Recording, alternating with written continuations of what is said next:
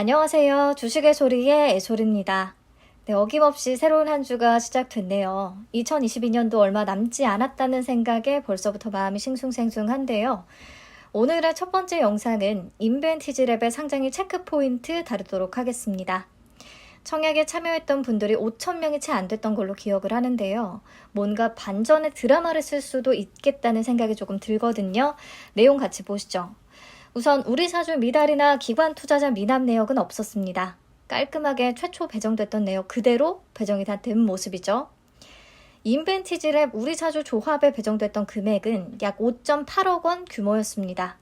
직원 56명 기준 1인당 평균 배정 금액은 약 1,000만 원 수준이었어요. 이게 다 소화가 됐다는 거 확인할 수가 있었고요. 최종 의무 보유 확약 비율은 수요 예측 때 수량 기준으로 3.56%밖에 안 됐는데 최종적으로 51.15%까지 올라갑니다. 15일 확약 37만 4,225주예요. 제가 수요 예측 영상에서 얘기했던 거 기억하실까요? 수량 기준으로는 3.56%밖에 안 되지만 참여 건수 기준 20.83%를 기록했기 때문에 최종 확약 비율이 예상보다 훨씬 높을 수 있었다고 했던 내용이요. 참여한 기관들이 워낙에 소량씩만 신청을 했기 때문에 이렇게 수량 기준과 건수 기준의 차이가 크게 벌어지게 되는 건데요. 이런 경우 소량씩 신청한 참여 기관들에게 대부분을 다 배정하게 되면 최종 확약 비율이 생각보다 매우 높은 결과가 나타날 수가 있습니다. 특히 인벤티지랩은 35개 참여 기관들이 신청했던 수량 37만 4,225주 전부 다 배정을 해준 거예요. 그렇기 때문에 이렇게 깜짝 놀랄 만한 결과가 나왔다라고 보시면 되겠습니다. 적용을 해서 유통가능 물량 계산해 보면 32.84%까지 줄어들고요. 금액으로 계산하면 약 323억 원 정도 규모가 되겠습니다. 확약 비율이 50% 이상으로 매우 높긴 하지만 기존 주주의 비율이 꽤 높았기 때문에 최종적으로 크게 감소하진 못한 거예요. 네, 상장일에 매각 가능한 주체별로 비중을 따져보면 기존 주주 비율이 압도적으로 높습니다. 그 다음에 국내 기관, 일반 청약자 9%대로 비슷한 수준이고요. 그렇다면 기존 주주에게 인벤티지랩 상장의 선패가 달려있다라고 볼 수가 있겠는데요. 인벤티지랩의 기존 주주는 벤처금융이나 기관 투자자들의 비중이 가장 높습니다. 말씀드렸듯이 벤처금융 중에서 시리즈 C 투자 시에 진입한 벤처들은 투자 단가가 12,000원이에요.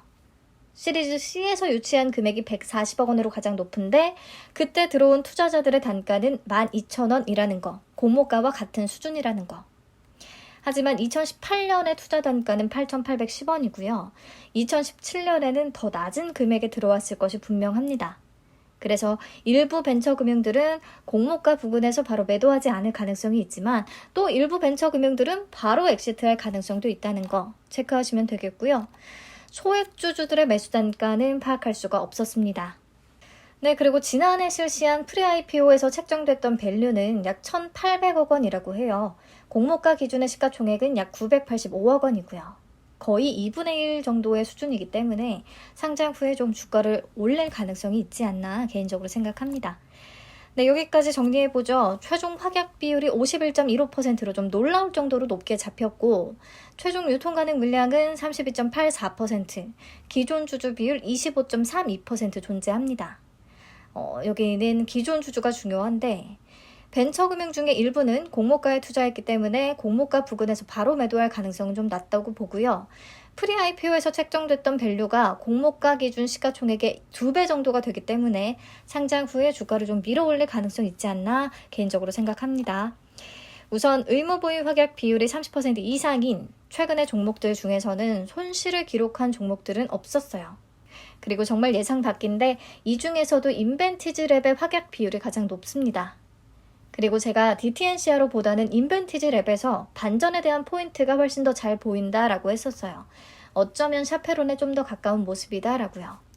공모가를 하단보다 37% 낮은 수준에 결정을 해줬고 프리-IPO에서 받은 밸류가 공모가 기준 시가총액보다 훨씬 높으며 또 일부 재무적 투자자들의 투자 단가가 공모가와 비슷한 수준인 상황. 그렇기 때문에 상장일 유통 가능 물량이 우리가 생각하는 것보다 조금 더 줄어들 수가 있다는 거. 공모가 부근에서는. 그래서 반전 가능성은 좀 있다고 보고 있습니다. 자, 이론적 주가는 계산해 보는 게 무의미할 것 같아요. 25년 추정 순이익을 적용해야 되는 상황이거든요. 그렇다면 공모가보다 무려 167%나 높게 산출이 돼버리고요.